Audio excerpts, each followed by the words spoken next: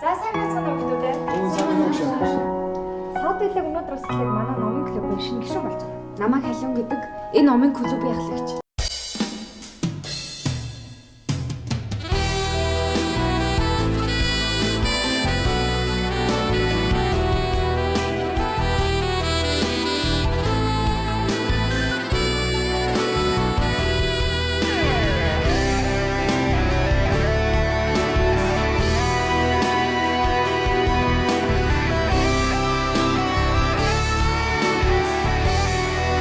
Энэ киноны болохоор яг өсвөр насны хүүхдүүдэд одоо ингээд толгомддог, одоо мөн учирдаг зүйлийн талаар илүү их давмгаалж одоо ингээд харуулж өгсөн үнэхээр гоё кино болсон байна.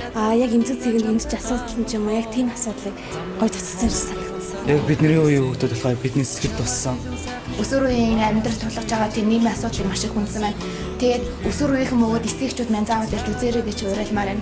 Гоё кино болсон байна. Яг өсвөр үеийн насны хүүхдүүд хийсэн кино болохоор айгүй хүлээлттэй их гоё кино болсон байна. Тэгээ бүгдэнд нь амжилт хүсье. Өсвөр насны ялангуяа хүүхдээ эцэгчүүд хүүхдээ ихээ ойлголцох яаж хандвал илүү сэтгэлийг нь удалж болох тухай. За тэгээд номоор дамжуулж нөхөрлөх тэгээд хөгжилтэй байдлууд тэгээд хүлээлт эвдэж чадсан зүйлсүүд байсан. За тэгээд маш их таалагдлаа ирж үзээрэй гэж хэлье. Баярлалаа.